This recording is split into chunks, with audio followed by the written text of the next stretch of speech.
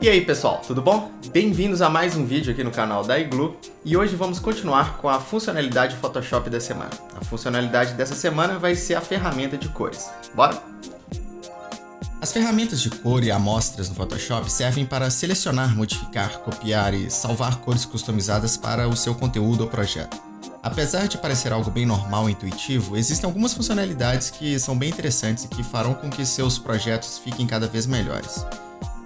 Se o seu Photoshop está configurado no espaço de trabalho essencial, que é aquele que já vem quando é instalado, na organização dos painéis e tudo mais, então você pode localizar os módulos de cor no canto superior direito da sua tela.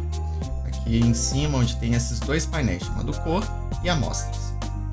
Uma outra forma de encontrar a ferramenta é na coluna de ferramentas aqui da esquerda principal, do Photoshop, que embaixo tem essas duas coisinhas, que inclusive a gente pode clicar nesse botãozinho para fazer elas resetarem para o tradicional preto e branco, e também nessa setinha aqui do lado para alternar qual que é a cor que é a principal e qual que fica no background, a cor auxiliar para os nossos projetos. Então, basicamente, quando você seleciona uma cor, vamos escolher, por exemplo, aqui, vamos selecionar um verde aqui, bem vivo aqui no canto, e aí a gente pega qualquer uma das ferramentas, como por exemplo a de pincel, e selecionando aqui na camada qual que a gente quer trabalhar, a gente pode pintar qualquer coisa que a gente quiser na nossa imagem. Mas, para seguindo o nosso aprendizado que a gente teve na última etapa, na última funcionalidade Photoshop da semana, que foi das camadas, vamos criar uma nova camada. Aqui clicando no botão abaixo, selecionamos ela, vamos chamar ela de cores, e agora sim a gente pode pintar em cima dessa camada sem afetar a nossa camada principal, algo que é muito bacana para a gente manter o controle do nosso projeto. Então, uma coisa que é bem interessante a gente fazer logo no início do projeto é criar aqui as amostras das cores que a gente vai utilizar, às vezes é a cor da marca de um cliente, às vezes é simplesmente as cores que a gente mais gosta para trabalhar. Então, para isso, a gente vai vir aqui no painel de cor e vai clicar uma vez em cima de uma dessas duas cores, para abrir o seletor de cores. Vamos colocar ele bem aqui no centro aqui do nosso projeto.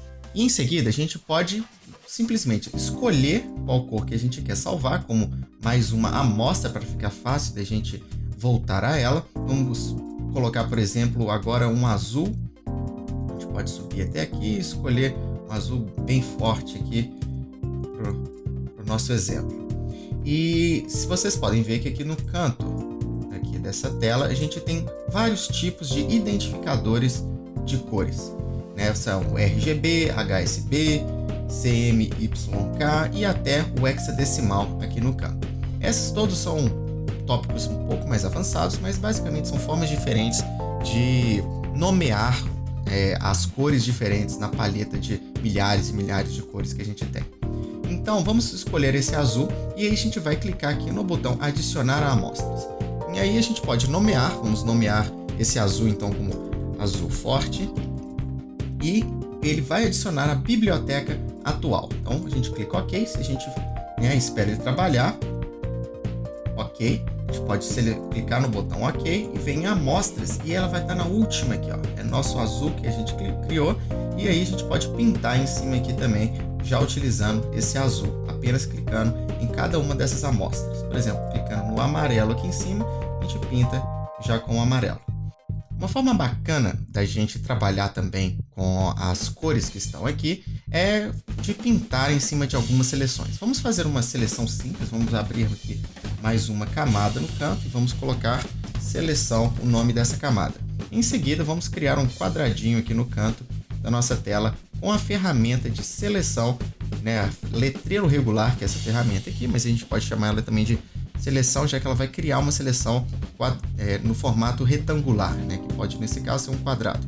E aí em seguida a gente tem duas formas de fazer toda essa área aqui ser pintada. A primeira delas é vindo aqui no canto, normalmente até a ferramenta de degradê que está selecionada, a gente clica e segura e vai em ferramenta de tinta, e aí a gente simplesmente clica em cima aqui do nosso quadrado criado aqui pela ferramenta de letreiro, essa seleção criada. Uma outra forma, vou apertar Ctrl Z para voltar, uma outra forma de a gente fazer isso também é segurando com a tecla Alt e apertando a tecla de Backspace, a tecla que a gente deleta os caracteres quando a gente está digitando. E aí ela também vai fazer o mesmo efeito da lata de tinta, que é pintar, né, com a cor que está em primeiro plano. Se a gente quiser, por exemplo, pintar com a cor que está no background aqui, né, nessa cor de pano de fundo que chama, a gente simplesmente seleciona o Ctrl ao invés do Alt e aperta a tecla de Backspace novamente. E aí a gente fica também interessante trabalhar com duas cores aqui. A gente, por exemplo, seleciona uma outra cor aqui, vamos ver um verde, e aí a gente pode facilmente alternar entre apertar Alt e Backspace para printar com a de pano primeiro plano, ou então com a de pano de fundo segurando o Ctrl. Essa é uma dica que é bem interessante, ajuda bastante na dinâmica na hora que você está criando e precisa alternar rapidamente em pintar várias partes de cores diferentes. Eu acho que é interessante também a gente ter algumas dicas para lembrar, né? Então, quando a gente for trabalhar repetidamente com alguma empresa ou projeto, salve as cores da marca do projeto como amostras para facilmente acessar durante seu trabalho, né? A gente fica aqui no canto já assim, todas aquelas cores uma do lado da outra para a gente acessar e já utilizar nos nossos projetos. Uma outra dica bacana é se você estiver trabalhando para um projeto na web, né, para a internet, nem todas as cores vão funcionar na mesma precisão na web, né? A gente tem uma limitação de cores. Então, na hora que a gente for selecionar uma cor, vamos abrir aqui o seletor de cores, a gente pode clicar nesse botãozinho aqui embaixo, que é somente cores para a web. E aí sim a gente poderá escolher com um pouco menos de opção, mas de qualquer forma são muitas opções e vai facilitar muito a gente ter sempre a cor que vai aparecer na web da melhor forma possível. Uma última dica então, vamos só fechar aqui o seletor de cores, se a gente tem, por exemplo, vamos tirar essas duas outras camadas e deixar nossa imagem aqui de fundo que a gente tinha desde o início do projeto.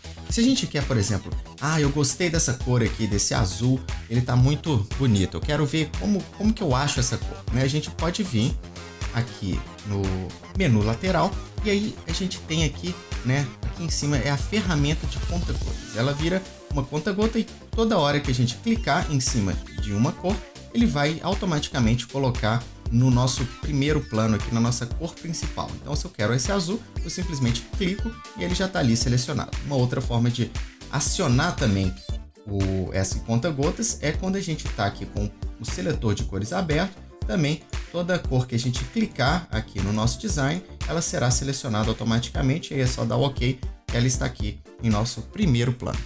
Para praticar essa ferramenta e ficar acostumado com ela, é interessante exatamente salvar as cores aqui, criar uma biblioteca de cores que você mais gosta, que utiliza mais nos seus projetos e também praticar na forma como é que elas funcionam quando você seleciona uma camada, em seguida pinta em cima para a gente ver, trocar aqui no canto, por exemplo, entre a principal e a secundária cor, e aí a gente pinta de novo. E depois há alguns exercícios um pouco mais avançados, utilizando, por exemplo, as formas de mesclagem das camadas aqui em cima, mas isso aí vamos deixar para uma outra aula e por hoje é só. Espero que vocês tenham gostado do segundo episódio aqui da funcionalidade Photoshop da semana. Deixem abaixo nos comentários se tem alguma funcionalidade que vocês têm um pouco mais de dúvida e querem saber um pouco mais a fundo, que a gente faz um vídeo também e coloca no nosso blog o texto com exemplos e todas as imagens que utilizamos no tutorial. E também, se você gostou, não deixe de se inscrever aqui no canal e deixar seu joinha para ajudar na divulgação. Até a próxima!